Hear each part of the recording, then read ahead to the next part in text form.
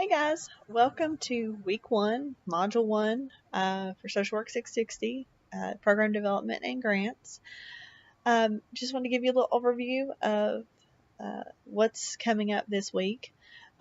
Assignments for this week, of course, is you to become oriented with the class, meaning please review the syllabus, please review the course assignment schedule. Very important to keep on top of those due dates coming up, and all the course policies and everything are located in the syllabus.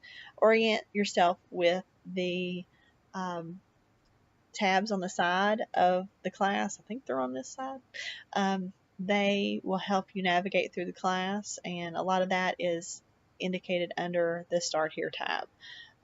So to kind of give you a little orientation of the class. Okay. Also, due this week is to read chapters 1 through 4. This information will help you greatly with your discussion post for this week, which is also due Saturday, May 19th at 11:59, and that is your original post that's due at that point, and then your responses to your peers by May 22nd. Okay, 11:59. That's the Tuesday, and that's, like I said in the intro video, that's going to happen every week, Saturday and Tuesday. So, also, you'll need to create a SPIN account. The SPIN, info at SPIN, and there's information listed in the overview above. SPIN is a service that Concord has. We find it very useful in searching for funding.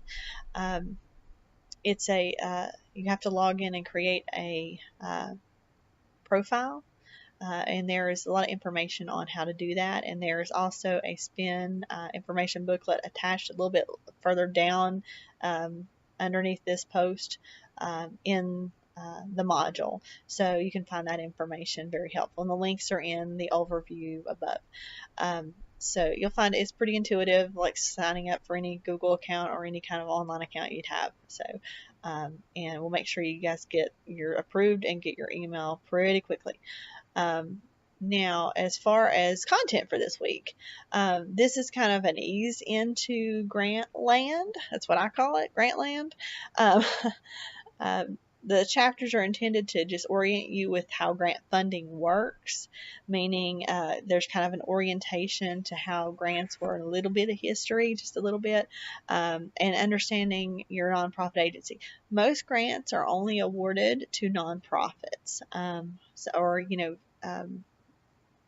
state-controlled institutions of higher education, or maybe municipal governments, things of that nature. Very, very seldom are there grants given to for-profit entities. It does happen, but very rarely, and even more rarely are the grants given to individuals. So there's a section of the book that talks about understanding the nonprofit, and that's important to know, because one of the very first things I teach someone new in my office at Concord, because we handle a great volume of grants, and we're always looking for grant opportunities, is that you have to understand what kind of agency we are. So if you're a nonprofit, you're a 501c3, that's the IRS designation for a nonprofit, you have to look at those funding opportunities, when you're going through SPIN once you get logged in, and it's like a Google search, so it's really easy to use. So you just use keywords and search, and funding opportunities just pop up. So when you're searching for funding, you have to know exactly what kind of entity you are, because the first thing you look for is eligibility. There's always eligibility criteria in a funding opportunity, and it tells you exactly what kind of entity you have to be eligible. So say, at Concord, we're an institution of higher education. If that's not listed on the eligibility requirements, we can't apply for that grant funding. So that's one of the first things you have to understand is the agency you're working for, okay, or the agency you want to write grants for, okay. And Chapter 2 talks a little bit about that.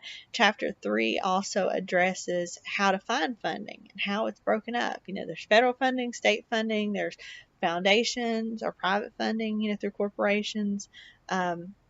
and how to navigate this work. So it's a lot of informational about understanding the process. So just think of this as process information. And then chapter 4 just gives you kind of an overview of what your typical proposal looks like.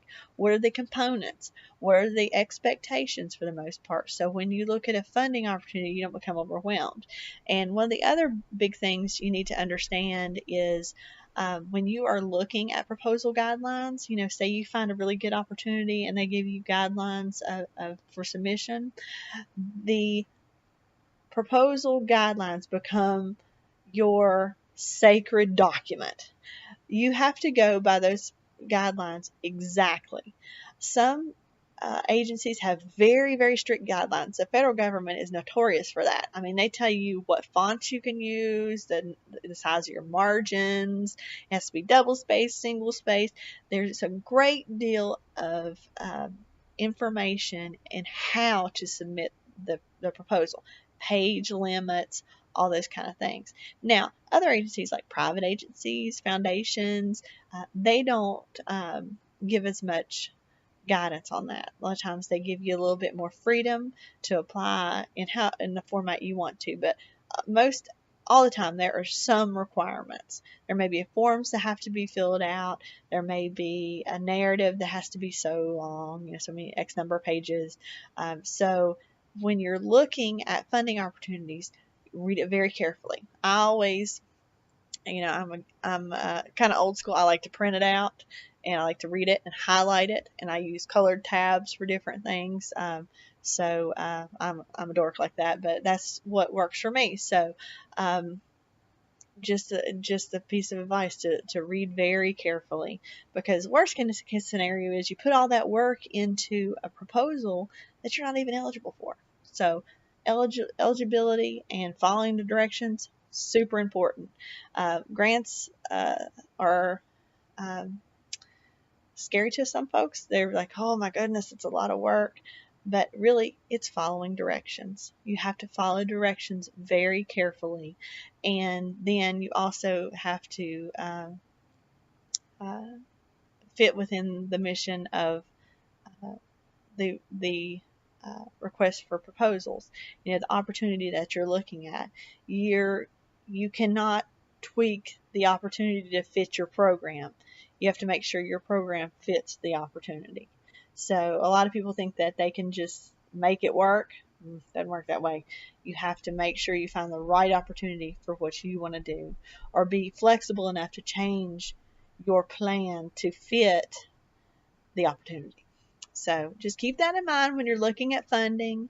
I believe we'll have an exercise in week 2 exploring finding funding opportunities. So as you're reading and absorbing this knowledge, just keep that in mind. So this week, just be sure to look through the information. There's a couple videos also in the module 1.